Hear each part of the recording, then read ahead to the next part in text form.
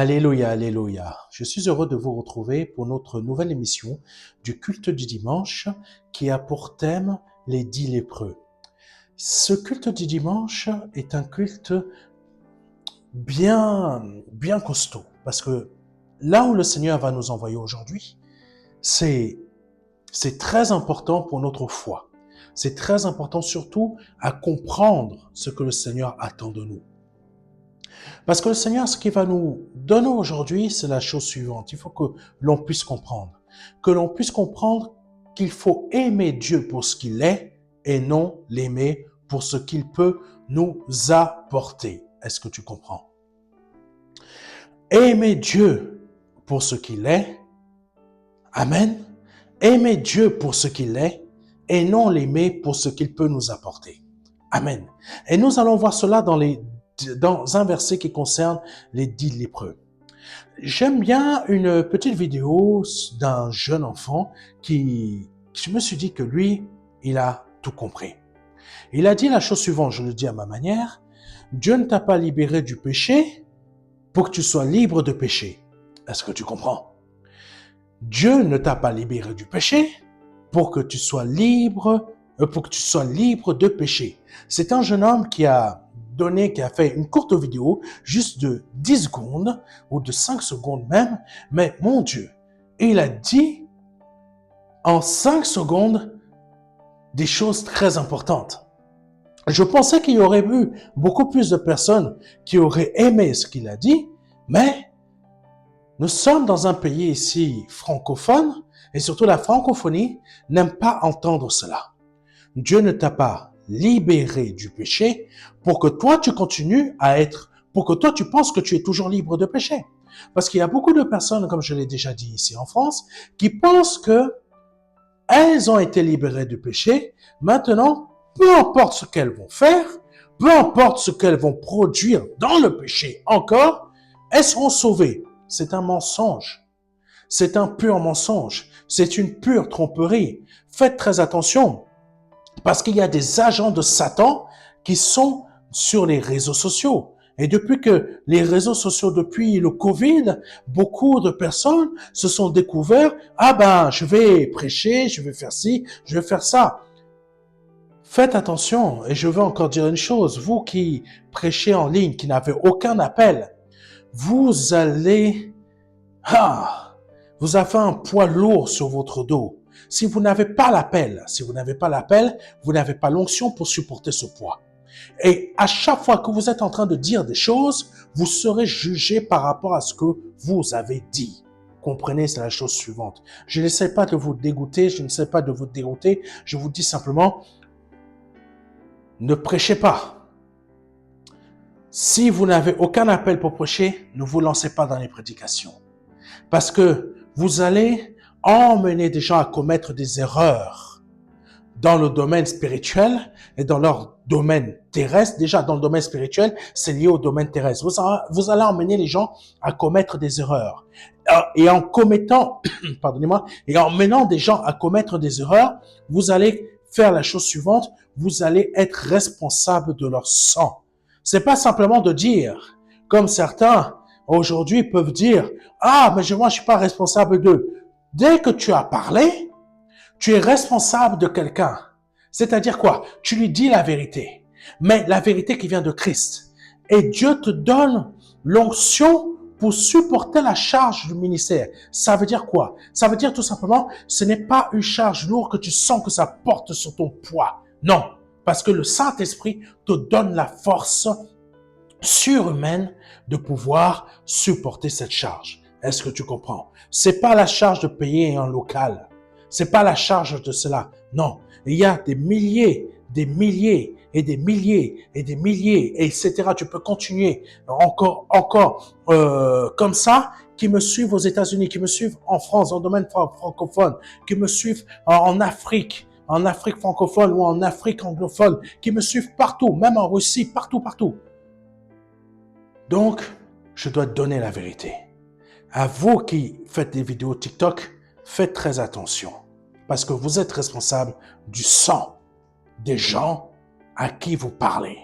Que Dieu vous bénisse. Je ne sais pas pourquoi, C'était pas prévu, mais le Saint-Esprit m'a emmené là-dessus. Donc, revenons à nos 10 lépreux. Luc chapitre 17, versets 11 à 19. Amen. Luc chapitre 17, versets 11 à 19. Jésus se rendant à Jérusalem, passait entre la Samarie et la Galilée.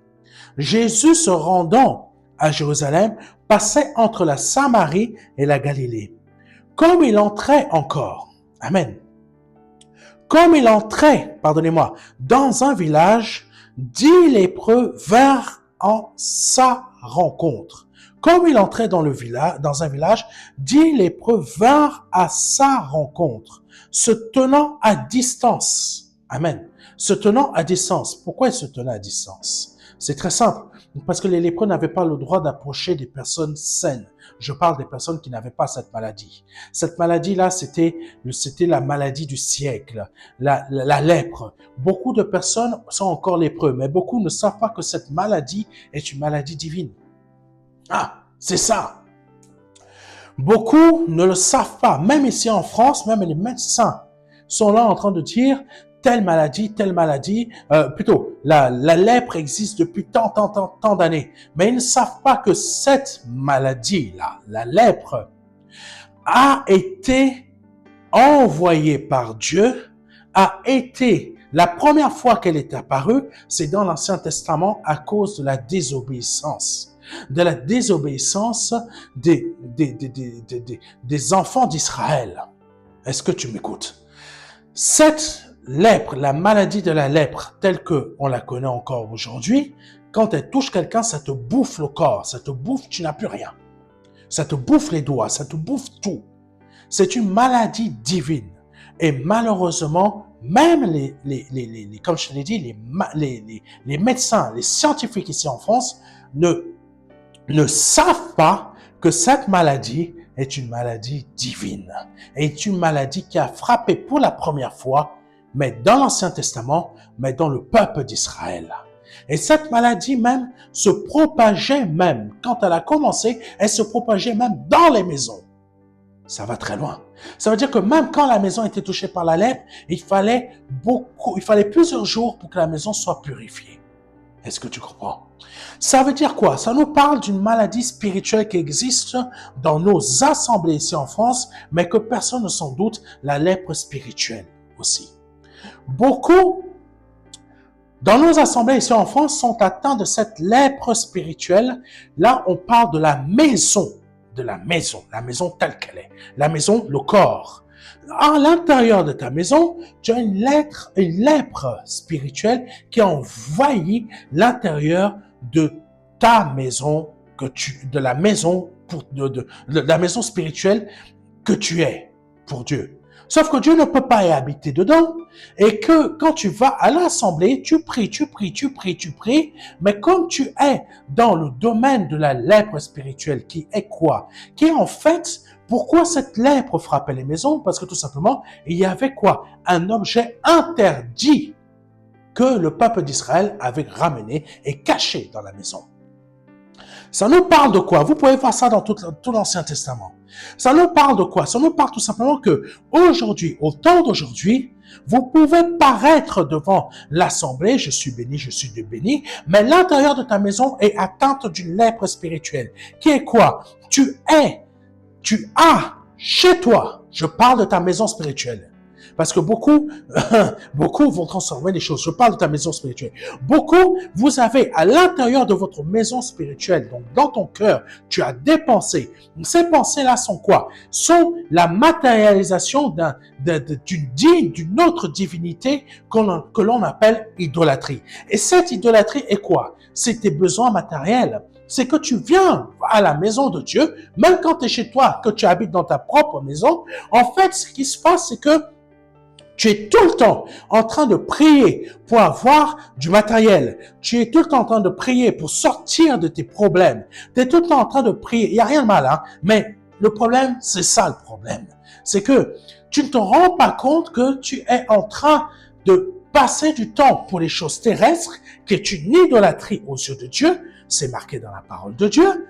Et là, là, tu continues à prier parce que tu veux que tu sortes de ton état de dépression financière, de dépression, je sais pas quoi, laquelle, et tu pries tous les jours. Quand tu pries, tu ne pries pas pour chercher l'amour de Dieu, tu ne pries pas pour t'améliorer, pour que tes pensées changent, pour que le monde quitte tes pensées, quitte ton cœur, c'est-à-dire la matérialisation, les choses matérielles, les choses financières.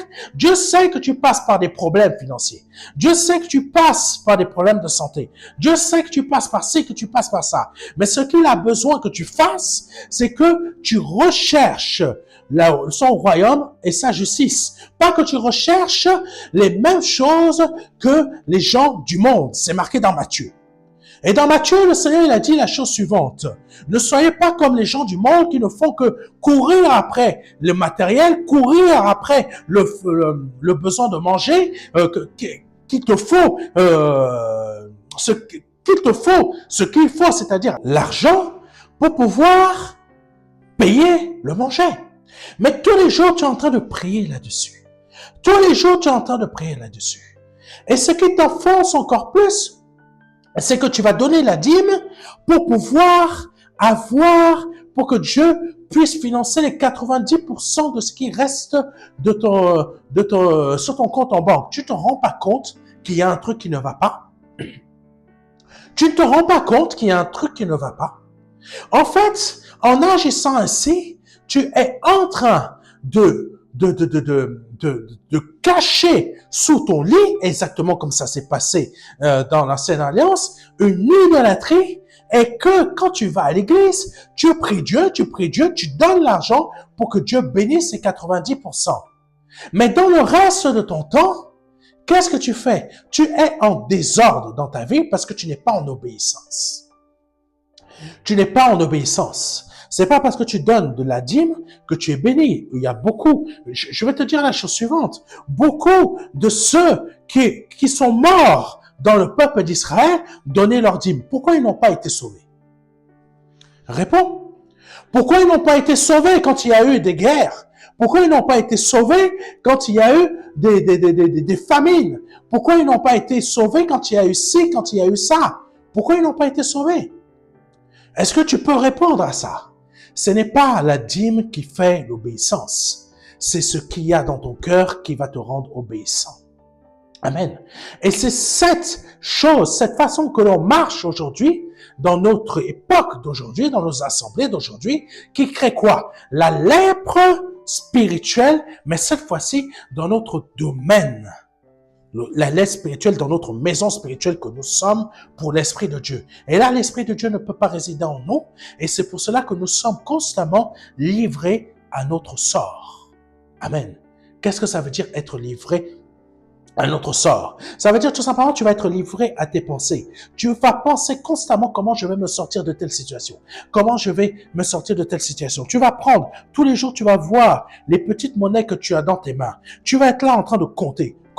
Je n'ai que 20 centimes vraiment pour terminer le mois. En fait, tu es livré à ton sort. Parce que tout simplement, tu n'es toujours pas dans l'obéissance. Est-ce que tu comprends? L'important n'est pas ce que tu as dans ton compte. L'important, c'est ce que tu es aux yeux de Dieu. C'est-à-dire quoi?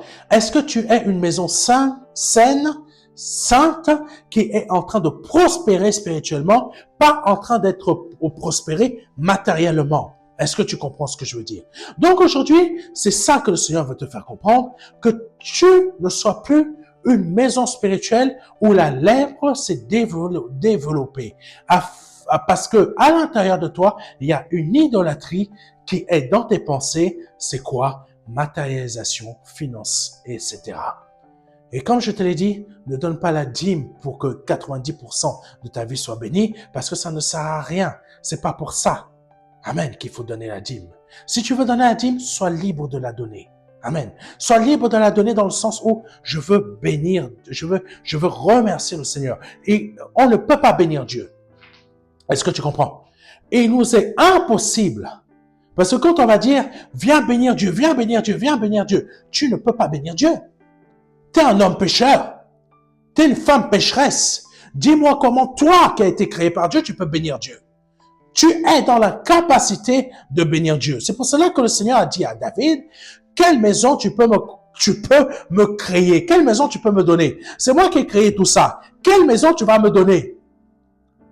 Est-ce que tu es capable de bénir Dieu est-ce que toi tu es capable de bénir Dieu? C'est impossible. Parce que rien qu'avec toutes tes pensées qui habitent dans ton cœur, tu es incapable. Toutes mes pensées qui habitent mon cœur, qu'est-ce que je veux dire par là? Je veux dire tout simplement que je suis un homme qui est incapable de bénir Dieu. La seule chose dont je suis capable, c'est la chose suivante. C'est de vivre avec ce cadeau que Dieu m'a donné. C'est parce que je vis dans l'obéissance de Dieu que Dieu est glorifié en moi. C'est là que Dieu est béni. C'est pas ton argent qui va bénir Dieu. Donc, allons dans Luc chapitre 17, versets 11 à 19, comme je l'ai dit tout à l'heure. Jésus se rendant à Jérusalem passait entre la Samarie et la Galilée. Comme il entrait dans un village, 10 lépreux vinrent à sa rencontre, se tenant à distance. Donc, on a vu cela. Verset 13. Ils élevèrent la voix. Comme ils étaient à distance, ils étaient obligés d'élever la voix. Et ça, c'est une chose que nous allons voir encore là-dessus. Ça, c'est le cœur faux des chrétiens d'aujourd'hui. Et tu vas comprendre. Voyons ça ensemble. Ils élevèrent la voix et dirent, Jésus, Maître, aie pitié de nous. Tu sais, continuons. Quand tu as besoin de Dieu, là, Jésus est ton maître. Amen. Quand tu as besoin de Dieu, là, Jésus est ton maître. Continuons. Dès qu'ils eurent, ils élevèrent la voix et dirent, Jésus, Maître, aie pitié de nous. Même le méchant sait dire au Seigneur, Seigneur, aie pitié de nous. Tu sais, celui qui vend la drogue, là, et quand il y a des ennemis qui sont en train de courir après comment on appelle ça, des opposants ou tout simplement des concurrents qui lui courent après. Tu vois le gars là qui est en train de courir et il pense qu'il va réussir à les échapper. Et à un moment, quand il arrive, il voit qu'il ne peut plus leur échapper. Il se cache quelque part. La seule chose qui lui reste à faire, c'est « Seigneur, aie pitié de moi !» Mais lui, il a oublié que quand il a tué les gens étaient en train de lui dire « Pitié, pitié, pitié !» Mais lui, il a quand même fait « Pah !» C'est une réalité. C'est une chose qui se passe réellement, malheureusement. Que ce soit à Marseille, que ce soit à Paris, que ce soit en France, que ce soit aux États-Unis, que ce soit à Cuba, que ce soit en Guadeloupe, que ce soit dans les Antilles, ou peu importe, ou tout cela, que ce soit au Congo, que ce soit dans tous les pays, il y a de la mafia. En Italie. Mais quand ces mêmes personnes ont tué les gens qui voulaient tuer, et quand les gens leur demandaient pitié, pitié, pitié, ils ont quand même fait pas. Amen. Tu comprends? Là, ils disent quand c'est leur tour, celui qui tuera par l'épée périra par l'épée. Donc, quand un gars comme ça tue, il va périr par l'épée. Mais s'il ne meurt pas par l'épée, de toute façon, il mourra quand même. Amen. Bon, on continue. Et là, le Seigneur, il dit, Jésus, Maître, aie pitié de nous, comme ce vendeur de drogue. Amen. Il va dire, Jésus, aie pitié de nous. Ben, le Seigneur peut l'aider. Mais quand Dieu l'a aidé, quand Dieu l'a sauvé, le gars, qu'est-ce qui se passe? Dieu a créé un miracle. Je sais pas, une ouverture à part. Il voit une ouverture quelque part parce que Dieu lui permet de voir. Vous savez, je vais vous raconter un truc tout à l'heure, ça n'a rien à voir avec les drogués, etc. Quand il voit l'ouverture, il part. Mais qu'est-ce qui se passe? Et là, il a oublié Dieu. C'est la même chose avec les chrétiens d'aujourd'hui et c'est la même chose avec les athées ici en France. Dès que tu as prié, dès que Dieu est venu à ton aide, tu as disparu. C'est la même chose qui se passe avec la plupart des personnes qui m'appellent. Dès qu'ils ont reçu la bénédiction, les personnes ont disparu. Mais les problèmes vont revenir. Amen.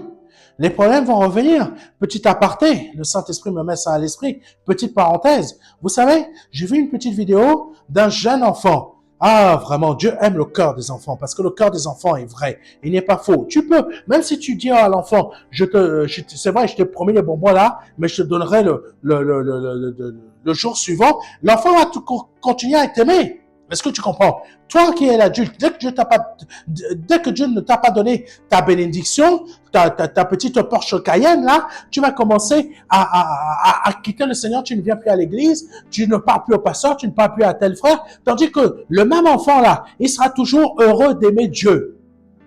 Amen. Voici le cœur des adultes. Ah, faux adultes que vous êtes. Parce que si vous étiez réellement adulte, un homme fait, c'est un homme qui marche dans l'obéissance de Christ. Donc là, je vous parle de cette vidéo. Cette vidéo était la suivante. Je vois un enfant. Il ne sait pas sur quel bouton appuyer pour que la porte s'ouvre. Tu sais quoi? Il y a une vidéo qui a été enregistrée. Et là, l'enfant, qu'est-ce qu'il fait? Il commence à prier en espagnol. Il commence à prier. J'ai vu la traduction. Mais mon Dieu, qu'est-ce que c'était merveilleux. Sa petite prière, lui-même, il l'a enfermé dans l'ascenseur, il ne sait pas comment l'ouvrir. Ah, cette prière était merveilleuse. Il a demandé tout simplement, Seigneur, s'il te plaît, ouvre-moi la porte, por favor. Ah, quelle prière merveilleuse. Une prière simple, mais qui est venue dans l'enfant. La porte s'est ouverte toute seule. Depuis au moins 5 minutes, il était bloqué dedans. Et là, il a commencé à prier en levant les mains dans le ciel. Tu sais, c'est important de lever les mains vers le ciel. Amen. Ah, je ne veux plus lever les mains parce que je n'ai plus d'argent, je n'ai plus ça. Mais quand tu ne lèves pas les mains vers le ciel, comment tu veux que Dieu vienne t'aider? Et là, je vois ce petit enfant qui lève les mains vers le ciel. Et là, il prie. Il demande tout simplement, Seigneur, il prend 50 milliards de prières. Il dit simplement, Seigneur, s'il te plaît, je suis coincé ici. Est-ce que tu peux ouvrir la porte? Oh, prière simple. Prière simple. Il n'y a pas de super prières comme certains vont venir te balancer comme ça là, à la face de la figure. Non, prière simple. La porte s'est ouverte. Amen. La porte s'est ouverte. Continuons. Amen. Oh, Jésus. Ah, Jésus. Aie pitié de nous. Verset 14. Dès qu'il les a vus, donc le Seigneur, dès qu'il les a vus, il leur dit, allez vous montrer au sacrificateur. Et pendant qu'ils y allaient, il arriva qu'ils furent guéris. Waouh. Très simple. Seigneur, aie pitié de nous. Ils ne pouvaient pas s'approcher du Seigneur parce qu'ils sont des lépreux. Le Seigneur, qu'est-ce qu'il dit? Il fait simplement un truc simple. Il dit, allez vous montrer au sacrificateur. Il n'a même pas dit, ça y est, tu es guéri. Ta foi t'a sauvé. Il a dit, allez vous montrer au sacrificateur. Les gars sont à 10 de l'autre côté là-bas, les 10 lépreux.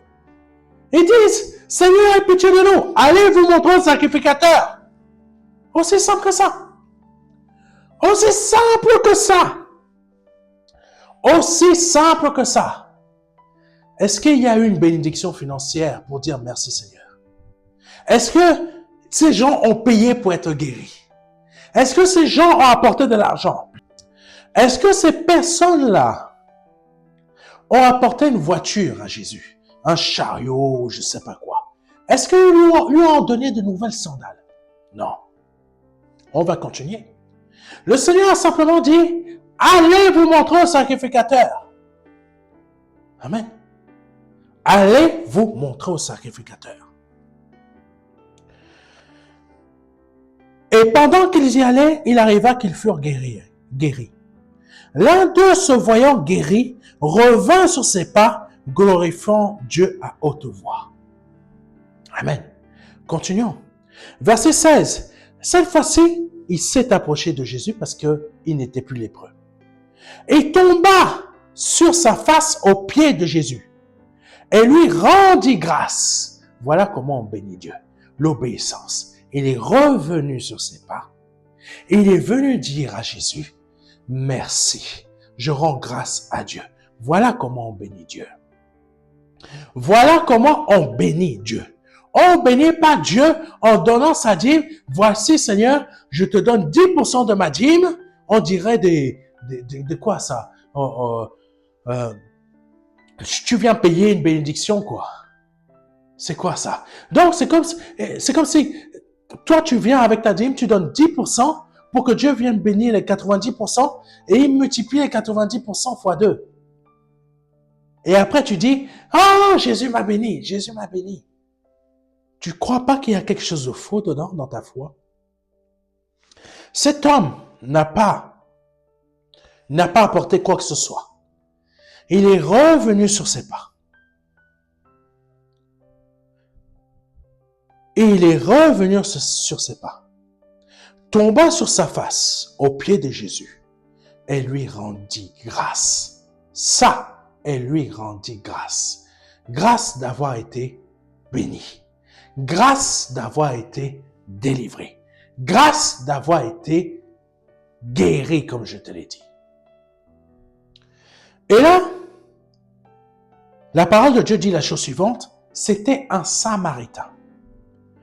Jésus, prenant la parole, dit, les 10 n'ont-ils pas été guéris? Et les 9 autres, où sont-ils? Où sont-ils? Tu sais, beaucoup d'entre nous, nous sommes bénis par Dieu, mais nous ne revenons pas vers Dieu. Nous ne savons pas comment rendre grâce à Dieu. Nous ne revenons pas vers le Seigneur pour lui dire merci. Bon, je vais aller un peu plus loin. Jésus, prenant la parole, dit, les 10 n'ont pas été guéris et les 9 autres, où sont-ils? Les 9 autres ont reçu leur bénédiction. Les 9 autres ont continué leur chemin. Mais pasteur, c'est le Seigneur qui a dit lui-même aux 10 lépreux, allez vous montrer. Allez vous montrer au sacrificateur. Mais c'est le Seigneur lui-même qui a dit à ces 10 lépreux, quelqu'un peut me dire cela, c'est le Seigneur lui-même qui a dit aux 10 lépreux, allez vous montrer au sacrificateur. Mais quand le Seigneur a dit cela, pourquoi je vous ai parlé de celui du drogué là, ou ceux qui font la drogue? Parce que tout simplement, beaucoup d'entre nous qui sommes dans nos assemblées, nous sommes pareils que ce vendeur de drogue. Amen. Nous sommes là, nous disons, Seigneur, viens à mon aide. Mais est-ce que tu t'es senti une seule fois concerné par les choses du royaume des cieux? Est-ce que tu t'es senti une seule fois concerné par les choses du royaume des cieux? Amen. La foi n'est pas de ce que tu vas donner comme argent. La foi est ce que plutôt, la manifestation de la manière que tu cherches le royaume des cieux. Je t'explique. Dieu a dit à ces 10 lépreux, allez vous montrer. Parce que la manière que ça s'est produit, c'est ça qui m'a frappé. La manière que la chose s'est produite, ça m'a beaucoup frappé.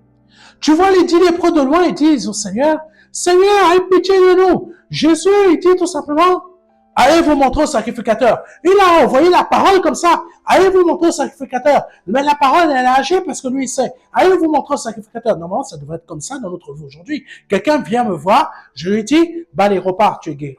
Vas-y, repars. Je lui dis même pas que tu es guéri. Je lui dis, vas-y, repars. Et le gars, ou la femme, elle marche. Durant sa marche, elle s'aperçoit qu'elle est guérie.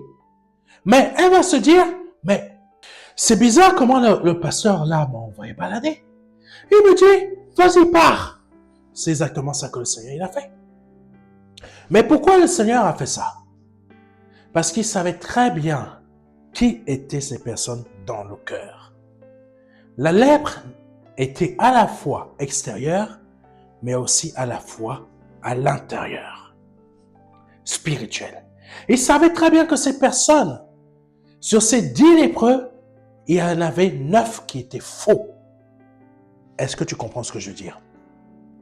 Il y en avait 9 qui étaient faux dans leur relation avec Dieu. Tu vois les gens comme ça là aujourd'hui, tu peux voir le peuple juif comme tu peux voir les chrétiens évangéliques, mais Dieu voit qu'ils sont faux. Autant le peuple d'Israël, autant que les chrétiens évangéliques qui vont à l'assemblée. Dieu voit qu'ils sont faux. Seigneur, bénis-moi, bénis-moi, bénis-moi. Allez, prends ta bénédiction et va-t'en. Amen. Est-ce que tu comprends? Prends ta bénédiction et va-t'en. Parce que je sais très bien qui tu es. Prends ta bénédiction et vas-y, pars là-bas, pars là-bas. Va montrer au pasteur que tu as été béni. Amen. Va être un témoignage, va leur montrer. Mais il t'envoie, allez, va, allez, dégage, dégage. En gros, c'est comme ça. Toi, tu ne vois pas, tu n'as pas compris ça de cette façon-là. Mais la manière que le Seigneur a parlé, c'était ça. Allez voir. Allez voir. Allez vous montrer au sacrificateur. C'est tout. Il n'a pas pris de temps comme ceux qui venaient le voir, qui faisaient la prostitution. Non, il n'a pas pris de temps comme ça. Il n'a pas pris de temps comme il avait pris du temps avec eux. Parce que tout simplement, ces lépreux-là, il faut comprendre une chose. Quand le Seigneur leur a répondu aussi, parce que les lépreux, la lèpre qu'ils avaient était la manifestation de leur vie d'iniquité. Est-ce que tu comprends? La manifestation de leur vie d'iniquité. C'était ça. C'est pour cela que le Seigneur n'a pas perdu de temps. Allez vous montrer au sacrificateur. Parce qu'il savait très bien que ces lépreux, tous ceux qui étaient touchés par la lèpre, c'était la manifestation visible de leur action pécheresse. Aujourd'hui, nous sommes dans nos assemblées chrétiennes, évangéliques, mais il n'y a pas la manifestation de la lèpre qui vient toucher qui que ce soit. Parce que nous sommes en période de grâce et vous avez de la chance. Parce que vous êtes 14 000 dans une assemblée et il n'y aura que 10 personnes, 15 ou 20 personnes, non, je vais être gentil, 60 personnes qui marcheront réellement dans l'obéissance de Dieu sur 14 000. Et ces 60 personnes n'auront aucune manifestation de la lèpre, mais tout le reste, manifestation de la lèpre. Est-ce que tu comprends? C'est une réalité. Vous ne pouvez pas berner Dieu. Dieu voit la lèpre qui vous habite à l'intérieur. C'est pour cela que quand le Seigneur a vu les lépreux, il n'a pas perdu de temps. Il savait que cette lèpre était la manifestation de leur iniquité. Amen. De leur désobéissance. Et ils ont été touchés par la lèpre parce qu'ils ont péché. Amen. Quelqu'un comprend? Donc, Dieu, au travers de Christ, était déjà la manifestation de la grâce, mais Christ savait que c'était des pécheurs. Allez vous montrer au sacrificateur. Donc, ces 10 lépreux sont partis se montrer au sacrificateur, mais durant la marche, ils se sont rendus compte qu'ils ont été guéris. Mais durant la marche, un seul a eu à cœur la véritable repentance. Je vais aller glorifier mon Dieu. Je glorifie mon Dieu de ce que j'ai été béni. Je glorifie mon Dieu de ce que j'ai été guéri. Je glorifie mon Dieu de ce que... Jésus! Qu'est-ce qu'il a eu à cœur? Non. Je repars en arrière pour aller dire merci à Jésus. Pendant que les 9 autres ont continué leur marche vers l'avant, se disant tout simplement, ça y est, on a reçu ce qu'on a eu, maintenant, on peut recommencer le péché. Oui, parce que la réalité, c'est ça. Dieu savait très bien que c'était des personnes d'iniquité. Les 10 lépreux étaient des personnes d'iniquité. Sauf que sur les 10 lépreux, il y en a un qui a décidé de changer et de ne plus devenir iniquité. Il est reparti en arrière cette fois-ci pour dire merci Seigneur. Il glorifiait Dieu à haute voix. Il a été un témoignage ambulant, tandis que les 9 autres ont été pas un témoignage ambulant, mais des personnes qui voulaient simplement, comme la plupart de nos chrétiens évangéliques qui habitent cette France, ce monde francophone, ou les autres là-bas, je les laisse tranquilles, qui sont habités par le fait simplement, Seigneur, guéris-moi, mais moi je continue ma vie comme je le veux.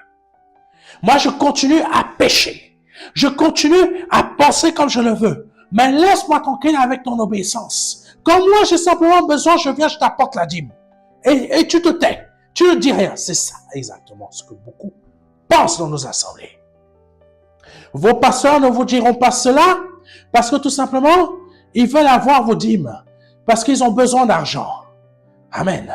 Mais le besoin d'argent ne doit pas mettre des œillères sur nos yeux. On va voir après. Il y a un autre verset. Alléluia.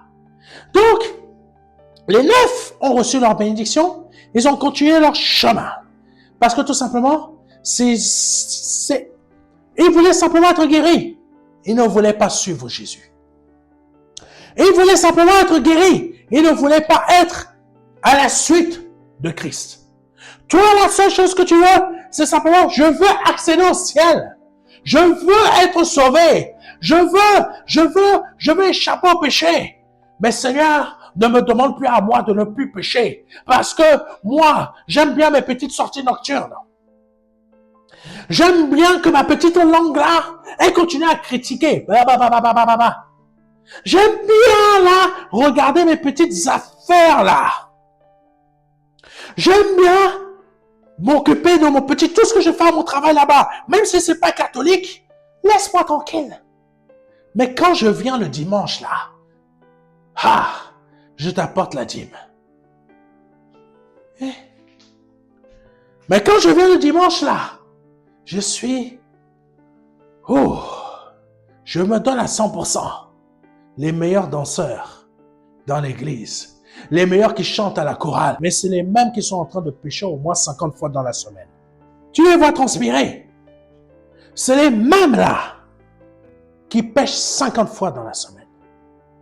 Amen. Je vous ai dit que ça allait être du costaud aujourd'hui. Donc, sur les 10, il y en a 9 qui ont continué leur chemin. Ils ont eu ce qu'ils voulaient. Ils ont eu ce qu'ils voulaient. Ils sont partis. Il n'y en a qu'un seul qui est venu dire merci.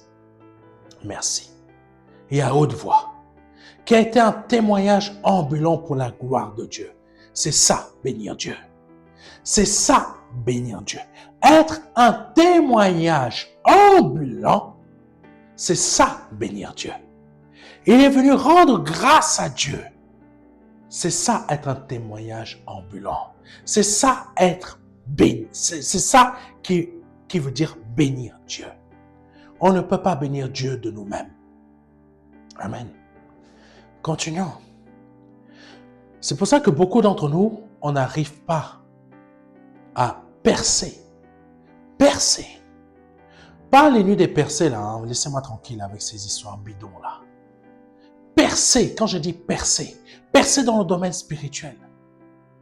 Tu n'arrives pas à percer tout simplement parce que tu as toujours cette idolâtrie qui crée la lèpre dans ta maison spirituelle. Verset 18.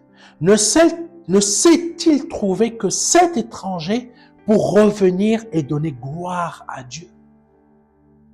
Puis il dit, lève-toi, va, ta foi t'a sauvé.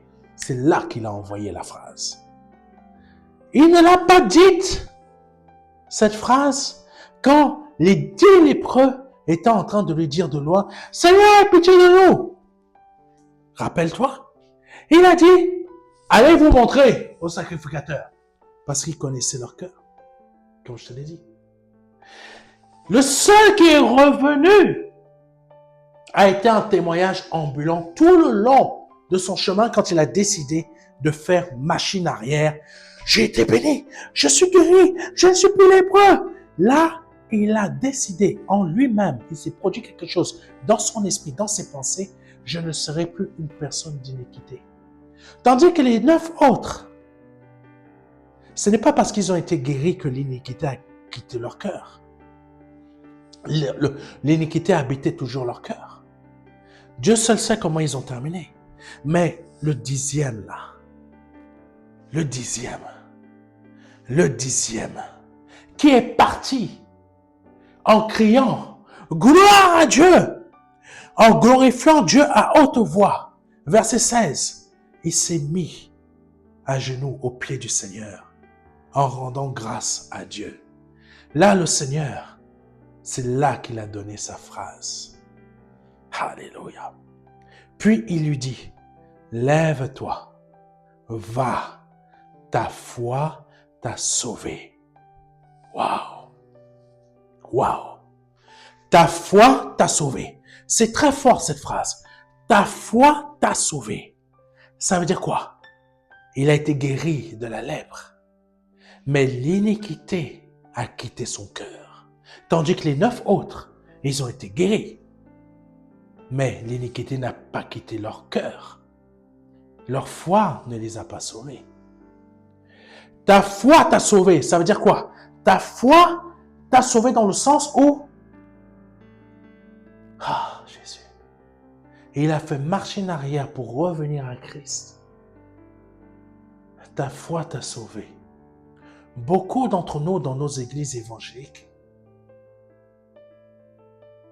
la foi n'a pas sauvé les gens parce que tout simplement, les gens sont comme les 9 autres lépreux. Ta foi t'a sauvé, ça veut dire tout simplement que tu es né véritablement de nouveau.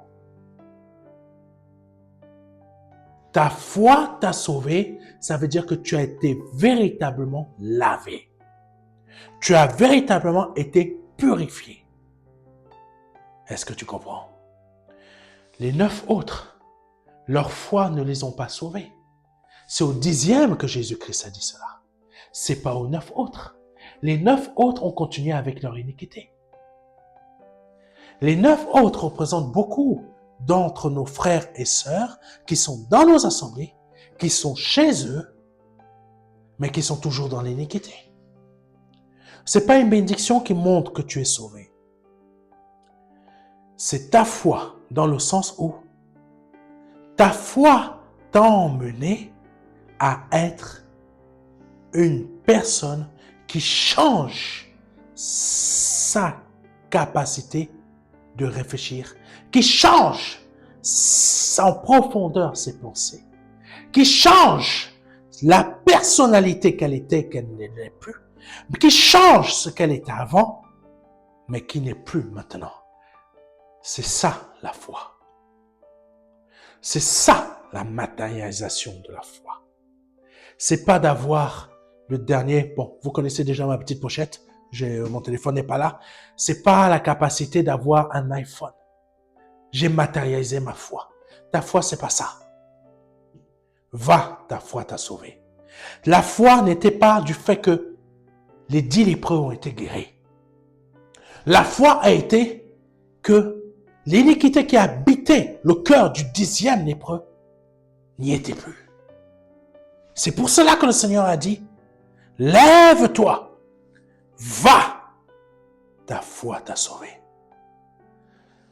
Waouh, waouh, quelle puissance, l'évangile de Christ.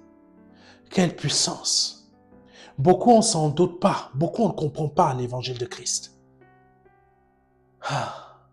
L'évangile de Christ n'est pas là juste pour nous guérir, pour te faire remarcher.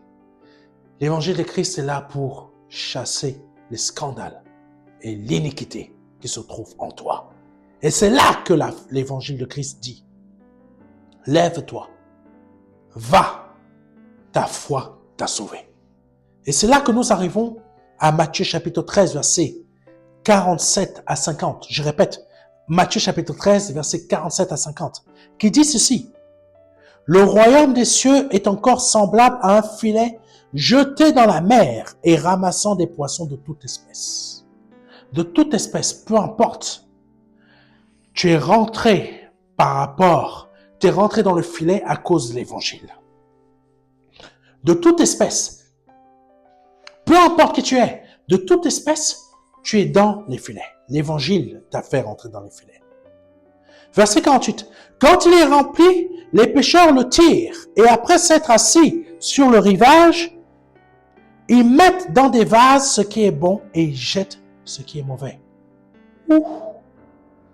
Aïe! Ça fait mal. Tu es dans les filets de l'évangile. Mais maintenant, qu'est-ce qui se passe dans les filets de l'évangile? C'est pour cela que beaucoup de personnes, vous allez être étonnés quand vos yeux vont s'ouvrir, mais dans le séjour des morts et pas dans le paradis. Je le répète. C'est pour cela que beaucoup d'entre vous qui êtes dans les assemblées évangéliques d'aujourd'hui, alléluia, vos cœurs n'ont pas changé. Vos cœurs sont toujours pareils. Et l'iniquité y habite toujours. Les scandales y sont toujours. Et quand vous allez partir de ce monde, c'est là que vous allez voir Mais où suis-je? Je croyais que j'allais rentrer dans le paradis. Je croyais que j'allais être dans le ciel. Seigneur, où tu es? Tu es actuellement, tu es un de ces 9 lépreux. Actuellement, tu es un de ces 9 lépreux. Et si tu meurs, là, actuellement, c'est dans le séjour des morts que tu vas te réveiller. C'est pas dans le ciel.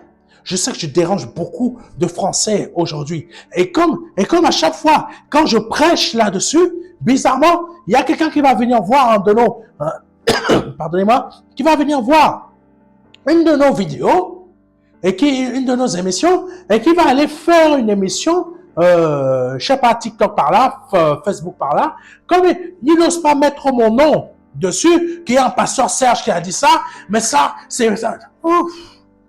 Je te l'ai dit. Actuellement, tu fais partie tu es comme ces 9 lépreux. C'est pas parce que tu vas à l'église le dimanche que tu vas être sauvé. Amen. Tu as compris, je t'ai expliqué ce que veut dire ta foi t'a sauvé. Donc, tu es dans le filet de l'évangile. Et dans le filet de l'évangile, qu'est-ce qui se produit? Moi, je te diffuse l'évangile. Moi, je te diffuse l'évangile, je te prêche l'évangile. Je te donne l'évangile. Mais dans cet évangile que je ne te donne pas l'évangile qui va te caresser, je te donne l'évangile pour que tu sois sauvé. Pour que vraiment tu comprennes que tu dois manifester cette foi-là qui va faire que tu sois sauvé. Oui, tu peux me sortir Romain et toute la clique. Mais Romain fait référence à ça. C'est un cadeau gratuit. On va te choper dans la mer. C'est gratuit. Tu n'as pas payé. On a jeté le filet, on t'a attrapé, on t'a ressorti. Et là, je te donne l'évangile. Et tu es dans ce filet. Mais maintenant, il y a un autre truc qui se produit. C'est qu'il y a un tri. Et il y a un tri. Il y a un tri dans ton assemblée, peu importe laquelle peu importe laquelle tu te trouves. Et il y a un tri. Il y a un tri qui va se faire. Si tu ne fais pas partie des bons, tu vas être jeté. Si tu fais partie des bons, tu vas être mis dans le vase. Mais dans l'évangile même, parce que c'est ça le but de l'évangile, c'est que permettre à tout le monde d'être sauvé. Amen. Mais dans l'évangile, c'est aussi le tri. C'est aussi le tri. Les 10 lépreux ont été guéris par l'évangile qu'est Christ. Mais un seul est revenu. C'est lui qui a été sauvé. Le filet a été jeté. Tous les poissons, peu importe qui ils sont, peu importe qu'il est musulman, peu importe qu'il est bouddhiste, peu importe je ne sais pas quoi, qu'il aimait les tomates rouges, qu'il aimait les concombres, qu'il aimait je ne sais pas quoi, peu importe, travesti, oui aussi, poissons de toutes sortes, transsexuels, oui, pédé, oui, oh pardon, ça ne se dit plus, homosexuel, oui, green, oui, poissons de toutes sortes, mafieux, oui, politiciens comme ici en France, oui, franc-maçon, oui, je sais pas quoi, tout ce que tu veux, marabout, sorcier, oui, parce qu'ils se sont fait attraper par l'évangile. Amen. Et la personne qui est normale, le mentor professionnel, oui, le critiqueur absolu, oui, ah Jésus, le prisonnier, oui, tous ces gens-là, le mentor professionnel, je ne sais même plus si je l'ai dit, je ne sais même plus, violeur, pédophile, zoophile, toutes ces conneries-là, ça. Tous dans le filet. Toi, moi, tous dans le filet. Tous. Amen. Le filet de l'évangile. Mais sauf qu'on ne sait pas. Et ça, c'est le Seigneur qui le dit. L'évangile, c'est aussi le tri. Alléluia. Verset 48. Quand il est rempli, les pêcheurs le tirent. Et après s'être assis sur le rivage, ils mettent dans des vases ce qui est bon et ils jettent ce qui est mauvais. Qui sont les pêcheurs? D'après toi. Qui sont ces pêcheurs-là? Je suis le pêcheur qui envoie le filet. je te fais pécheur d'homme. C'est moi qui fais le tri. Wow! Non, vous n'avez toujours pas compris. C'est celui qui est élu de Dieu. C'est celui qui est véritablement élu, appelé de Dieu, qui fait le tri. C'est le véritable homme de Dieu, pas tous ceux qui s'appellent homme de Dieu, prophète, pasteur, etc. Non, c'est celui-là qui fait le tri. Est-ce que tu comprends?